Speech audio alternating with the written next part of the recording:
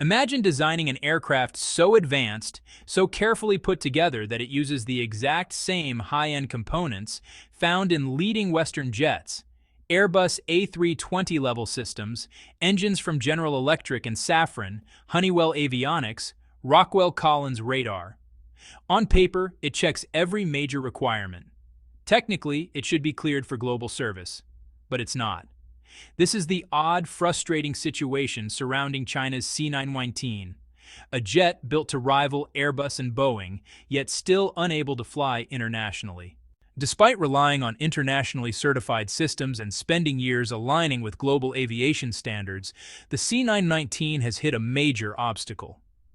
The European Union Aviation Safety Agency, EASA, has postponed its type certification, the crucial approval needed for international operations. Originally expected much sooner, the process may now face another 3 to 6 years of delay. This wasn't a minor setback. It made global headlines. Some commentators even mocked the aircraft, questioning whether it has any real future. But beneath the jokes lies a deeper question. Who decides which planes are allowed into the global sky? Because this issue isn't about radar, engines, or manuals. It's about power. Who has it, who keeps it, and who gets to challenge the world's two dominant manufacturers, Airbus and Boeing. So why is a jet loaded with Western-approved hardware being held back? And what does this delay reveal about the future of global aviation? This isn't just the story of one aircraft. It's a window into a much larger geopolitical contest, one that may redefine who rules the skies. China saw this coming. From the earliest stages of the C919 program, it understood that building a jet wasn't enough. Without international certification, it could never threaten Airbus or Boeing. So China played by the global rulebook. Instead of reinventing every component, COMAC built the C919 around proven, globally used parts.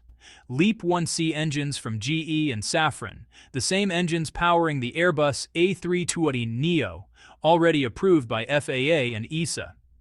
Honeywell flight controls, Rockwell Collins radar, Parker Hannifin fuel systems, Michelin tires. In other words, the C919 is assembled from brand-name Western technology that already flies daily in the skies of Europe and the United States. And it didn't stop with hardware. China signed a bilateral aviation safety agreement with the EU in 2019, creating a formal pathway toward mutual certification. China checked every technical box, every diplomatic box, and yet EASA is now signaling that the plane may still require up to 6 more years of review. Commercial aviation has effectively been a two-player industry for decades. Airbus and Boeing dominate nearly the entire global market. Most people who fly today board a jet built by one of these two behemoths. That's exactly what makes the C919 so disruptive. It isn't some small regional aircraft. The C919 was engineered to compete directly with the Airbus A320 and Boeing 737, the most widely used short and medium-haul jets on Earth.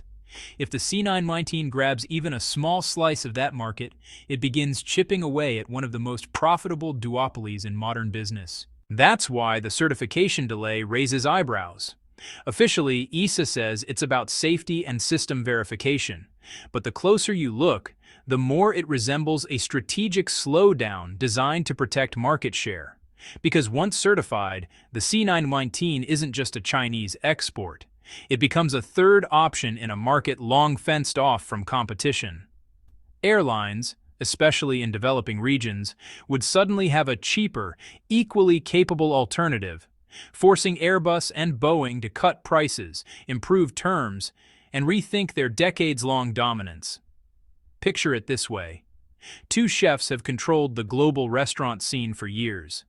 A third chef arrives using the exact same ingredients, same hygiene, same equipment. But the food inspector says, "Come back in 5 more years." Eventually it stops looking like safety and starts to look like protectionism. The C919 isn't just an airplane. It's a challenge to how the aviation world has been structured for generations. Its delay isn't merely about paperwork. It's about economic power, technological independence, and whether global systems are truly neutral or quietly political.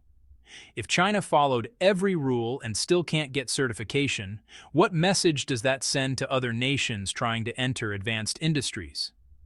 And what happens when geopolitics becomes the ultimate gatekeeper of innovation?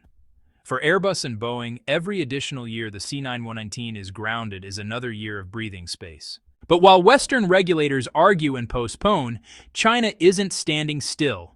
Even without European approval, China already has a massive launchpad, both literally and economically, to get the C919 airborne.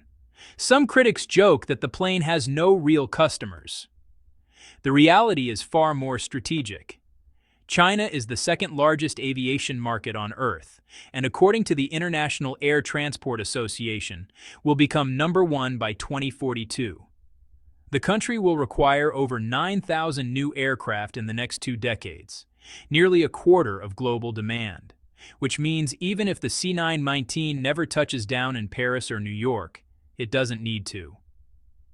China's domestic market alone is large enough to keep COMAC's production lines busy for decades, and the C919 is already fully certified by China's own regulator, the Civil Aviation Administration of China, meaning COMAC can deploy it nationwide without a single foreign approval.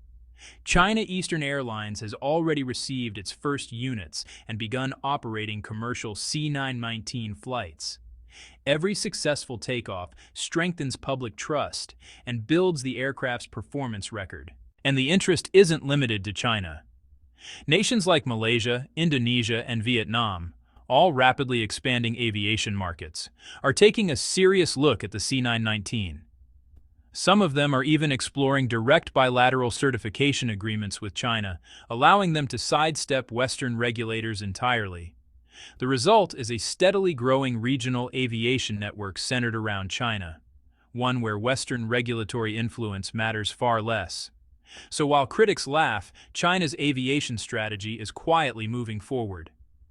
The C919 may be barred from a few Western runways, but it's fully cleared to fly across thousands of others, shifting the balance of power in global aviation.